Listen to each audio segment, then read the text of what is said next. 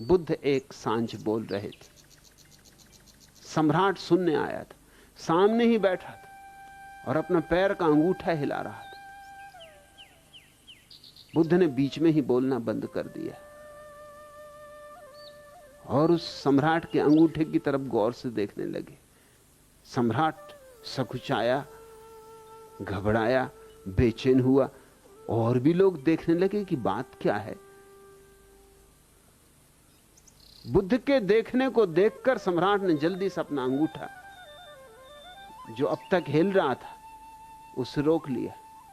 बुद्ध ने फिर बोलना शुरू कर दिया। थोड़ी देर बाद फिर सम्राट का अंगूठा हिलने लगा।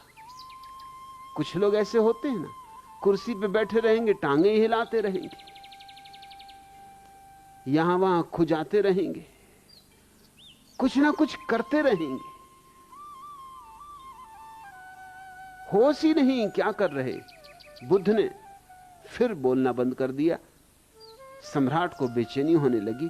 उसका वजीर भी पास बैठा है, उसकी रानी भी पास बैठी है। उनको भी लगा कि ये तो बड़ी भद्द की बात है। सम्राट ने कहा, आप बोलना बंद क्यों कर देते और मेरे अंगूठे की तरफ क्यों देखने लगते? बुद्ध ने कहा, मैं इसलिए देखता हूं अंगूठे की तरफ कि क्यों तेरा अंगूठा हिल रहा, तू मुझे उत्तर दे दे। सम्राट ने कहा कि मुझे होश ही कहां। जब आप रुकते हो मेरे अंगूठे की तरफ देखते तब मुझे ख्याल आता है कि अंगूठा हिल रहा, तब मैं तत्क्षण रोक लेता हूं, फिर भूल जाता हूं, फिर अंगूठा हिलने लगता है। तो बुद्ध ने कहा, यह अंगूठा तेरा है या किसी और का? तेरा अंगूठा हिले और तुझे पता न चले तब तो फिर किसी दिन तो किसी की गर्दन भी काट सकता है, क्योंकि तेरा हाथ है और तुझे पता न चले। और यह मजाक ही नहीं, बहुत सी हत्याएं होती जिनमें हत्यारे को पता ही नहीं चलता कि उसने हत्या कर दी। करने के बाद ही पता चलता है कि अरे यह मैं क्या कर गुजरा, यह क्या हो गया। और ऐसी भी हत्याएं हुई कि हत्यारों ने अदालतों में वक्तव्य दिए कि हमने की ही नहीं। पहले तो यही समझा जाता था कि ये लोग झूठ बोल रहे हैं, लेकिन अब मनोवैज्ञानिक कहते हैं कि जरूरी नहीं कि वो झूठ बोल रहे हो सकता है वो ठीक ही कह रहे हैं, उन्हें पता ही ना हो, इतनी मूर्छा में हत्या की गई हो। क्योंकि जब आदमी क्रोध में उन्मत्त हो जाता है तो करीब करीब मूर्छित हो जाता है।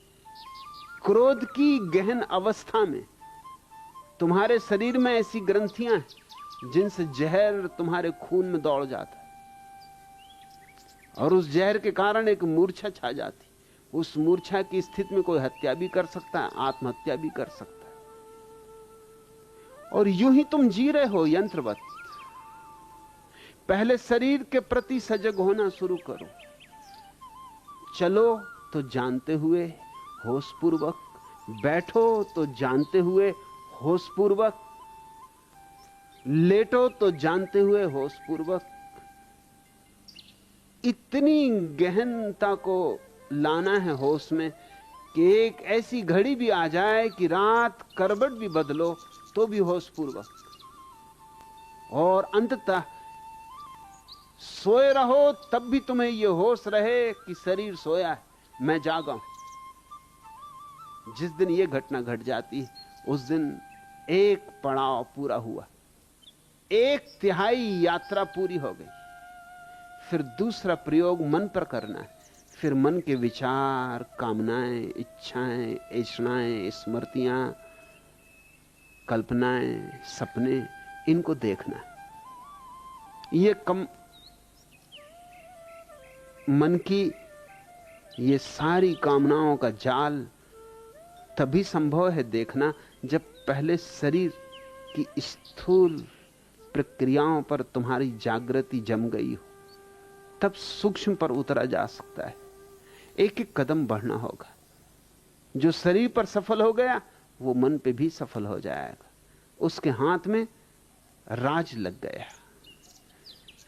और जब तुम्हारे मन पर तुम्हारा होश गहन हो जाएगा तो तुम चकित होगे। जब शरीर पर होश गहन होता है तो शरीर में एक कमनीयता, एक कोमलता, एक सौंदर्य, एक प्रसाद उतर आता है, एक संगीत, एक लयबद्धता एक छंद छा जाता है,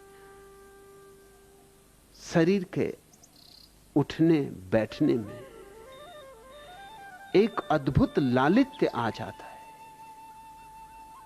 सारी भाव भंगिमा में एक भगवत्ता छा जाती, एक गहन शांति, एक मौन, एक उत्फुल्लता, रोए रोए में एक उत्सव। और जब मन पर बोध गहन हो जाता है तो वासनाएं, विचार अपने आप विदा हो जाते। लड़ना नहीं पड़ता। जो लड़ा वह तो हारा, जो जागा वह जीता। इस सूत्र को खूब याद कर लेना, जो लड़ा वह हारा।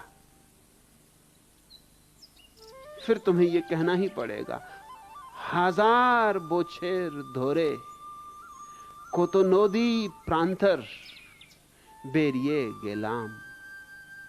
ए चोलार माने तोबू बोझा गेलो ना, आमी हारिए गेलाम, आमी हारिए गेलाम। हार गया, बुरी तरह हार गया। हजारों वर्षों की यात्रा में कितने नदियां, कितने वन प्रांतर पार किए, फिर भी चलने का अर्थ पता ना लगा। हार गया, बुरी तरह हार गया। पराजय तुम्हारी गलत प्रक्रिया का परिणाम है। जो मन को जाग कर देखेगा उसका मन विदा हो जाता है। तुम जागे कि मन गया? जिस मात्रा में जागे उस मात्रा में मन गया। तुम अगर 10% जागे हो तो 90% मन होगा। तुम अगर 90% जाग गए तो 10% मन होगा। और तुम अगर 99% जाग गए तो 1% मन होगा। और तुम अगर 100% जाग गए तो मन 0% हो जाएगा। और तब एक अपूर्व घटना घटती, जैसे शरीर में एक प्रसाद छा जाता है, वैसे ही मन में एक अपूर्व आह्लाद, अकारण आनंद। कोई कारण नहीं, कोई वजह नहीं, कोई हेतु नहीं, कोई लक्ष्य नहीं, बस अकारण झरने फूटने लगते, आनंद की रसधार बहने लगती। और जब मन में यह घटना घट जाए तो फिर तीसरा कदम बाकी रह गया, जो सर्वाधिक सूक्ष्म, वो है हृदय की भावनाओं के प्रति सजगता। वो सबसे सूक्ष्माति सूक्ष्म हमारा जगत है। भाव विचार से भी गहरे और भाव विचार से भी नाजुक। फिर आखिरी प्रयोग करना है अपनी भावनाओं को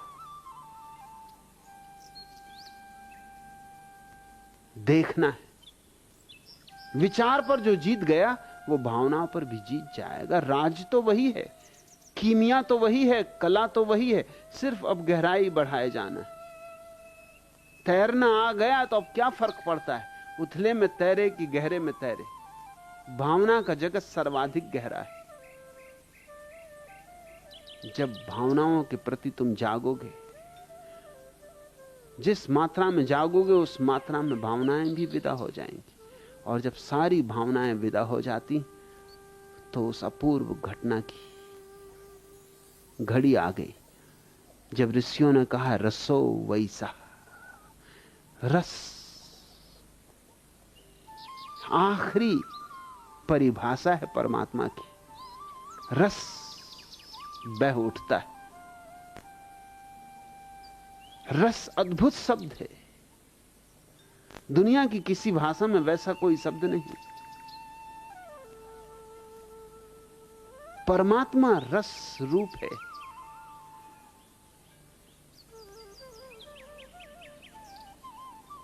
और ये 3 कदम है। इन 3 कदम के बाद चौथा प्रसाद है। चौथा भी है लेकिन वो तुम्हारा कदम नहीं।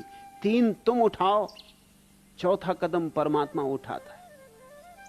उस चौथे को हमने कहा है तुरीय समाधि।